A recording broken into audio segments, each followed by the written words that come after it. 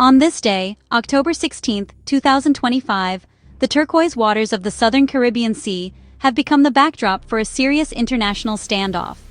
Morning sun rises over a scene of immense tension. Wide shot of a modern naval destroyer on calm blue waters. Gray hulls of United States Navy warships dot the horizon, operating in international waters just off the coast of Venezuela.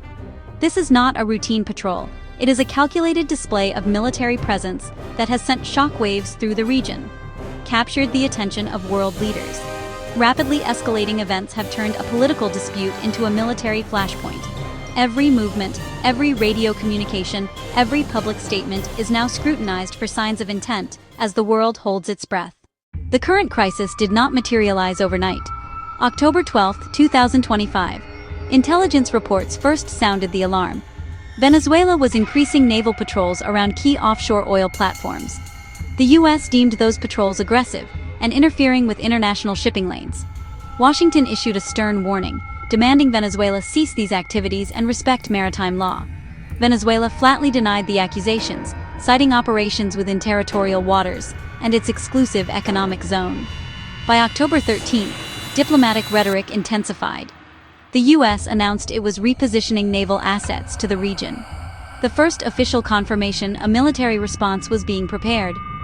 In Caracas, President Nicolás Maduro accused the U.S. of fabricating a crisis to steal resources.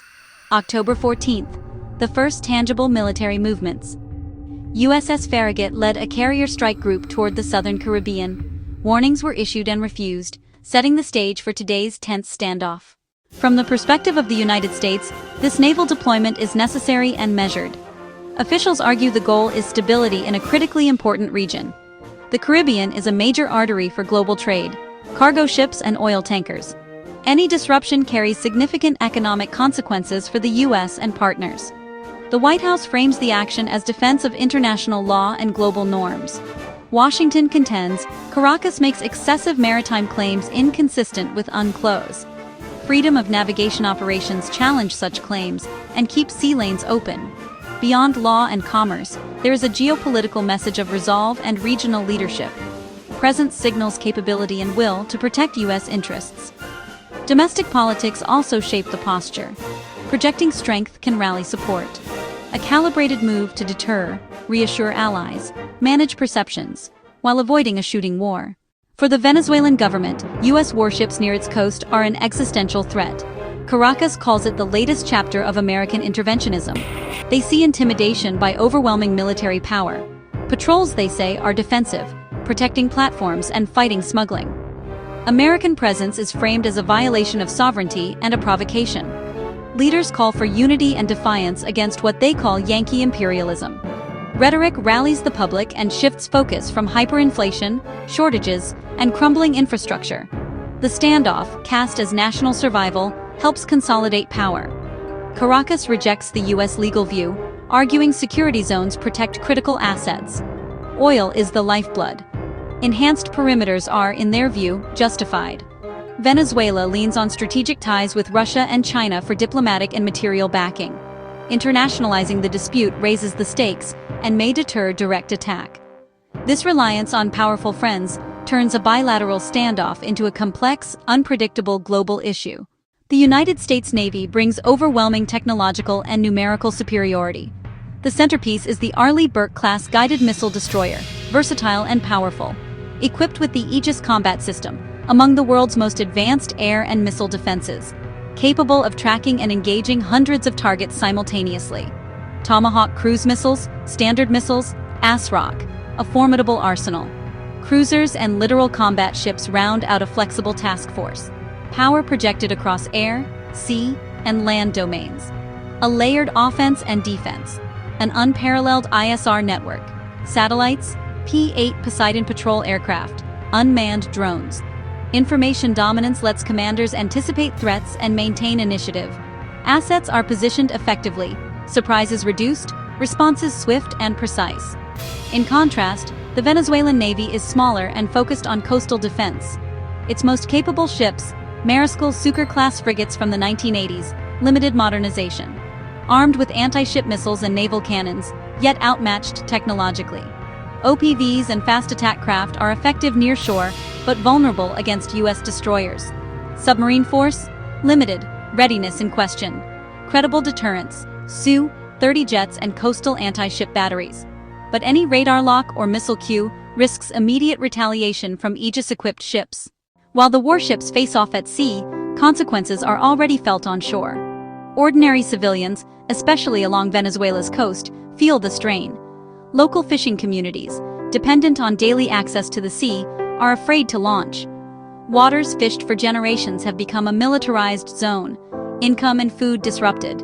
Trade chills, risk premiums rise as insurers hike rates and ships reroute. Detours add time and cost. Impacts ripple to consumers far beyond the Caribbean. Tourism suffers as itineraries change and travelers cancel. Inside Venezuela, the standoff worsens an already dire humanitarian situation. Resources divert to the military, less money for food, medicine, essentials. Constant reports, fiery rhetoric and patrols create fear and anxiety. People worry a shooting war could erupt at any moment. Daily life is disrupted. Mental health and planning suffer.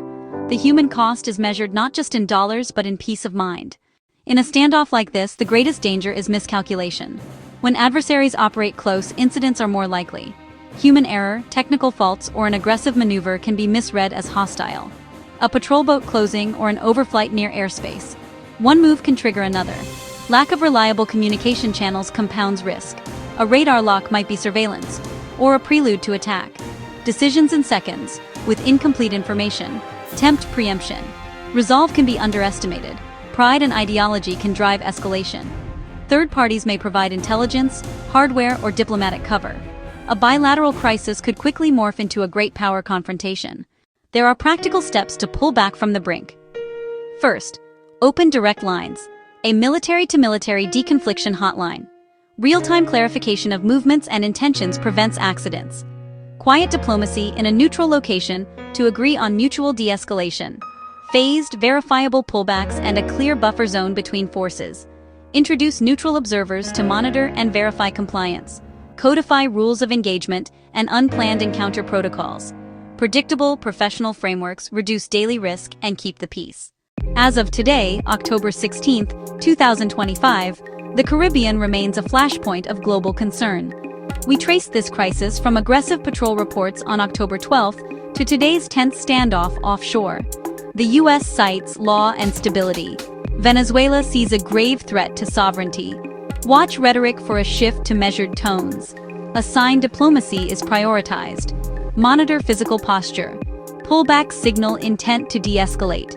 Announcements of talks, even preliminary, matter most. Let this be remembered as a crisis wisely averted.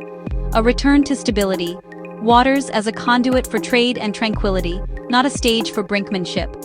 For now, the world watches and waits.